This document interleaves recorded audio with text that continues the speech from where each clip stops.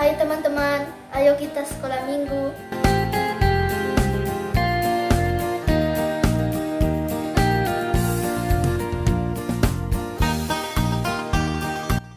Shalom adik-adik semua, selamat pagi. Apa kabar? Sudah minum teh semua?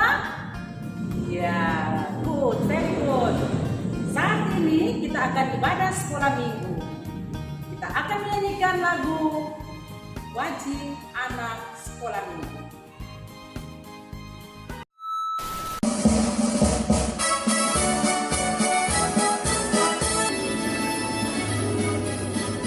Kami anak dan remaja GPE, sumber daya harapan desa dan bangsa, harus dibina, harus dididik, diasuh ke arah masa depan. Jadilah anak-anak Tuhan, taat dan beriman, dan takkan pernah diombang-ambingkan. Kami anak dan remaja GPE, sumber daya tak dapat dilupakan oleh pengasuh dan orang tua, dididik untuk mengenal Kristus, semangat ketahanan iman, sosial ekonomi, dan tak lupa ketahanan dunia. Ayo tingkatkan wasmi, wajib sekolah minggu. Ayo giatkanlah wasmi, wadah pelayanan anak dan remaja GPE berdasarkan pada firman Allah.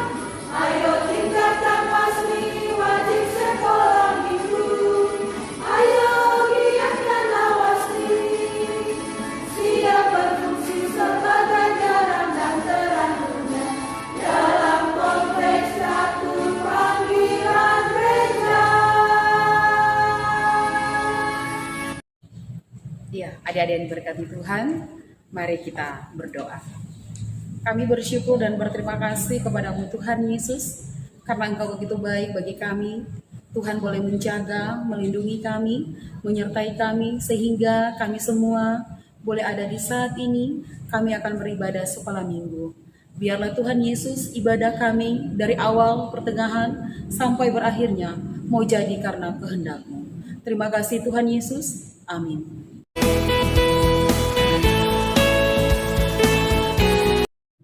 Ku menang bersama Yesus Tuhan. Ku menang di dalam peperangan. Ku menang atas segala setan. Haleluya, haleluya, ku menang.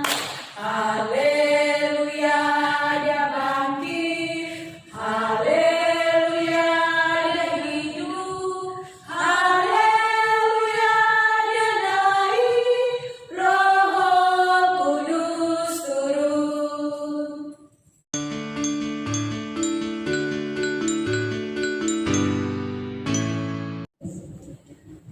Adik-adik sekolah minggu yang Tuhan Yesus kasihi, sebelum kita membaca dan mendengarkan firman di pagi hari ini, mari kita berdoa. Kita berdoa.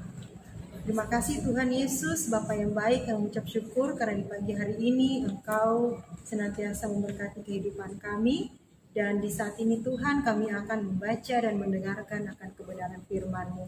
Biarlah Roh Kudus Tuhan tercurah bagi kami semua selaku anak-anak Tuhan, agar supaya firman yang akan kami baca dan kami dengar dari pengasuh kami, itu senantiasa boleh kami mengerti dan kami mampu untuk melakukannya dalam kehidupan kami. Terpujilah nama Tuhan, dalam nama Tuhan Yesus kami berdoa. Amin. Pembacaan kita di pagi ini dari kitab Efesus 2 ayat 17 sampai 22.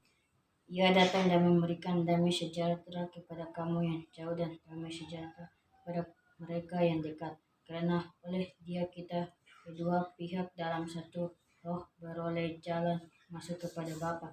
Demikianlah kamu bukan lagi orang asing dan pendatang, melainkan kawan sewarga dari orang-orang kudus dan anggota-anggota keluarga Allah, yang dibangun di atas dasar para rasul dan para nabi, dengan Kristus Yesus sebagai batu penjuru. Di dalam Dia tubuh seluruh bangunan tapi tersusun menjadi bait Allah yang kudus di dalam Tuhan. Di dalam Dia kamu juga turut dibangunkan dengan tempat kediaman Allah di dalam Roh. Demikian pembacaan kita di hari ini.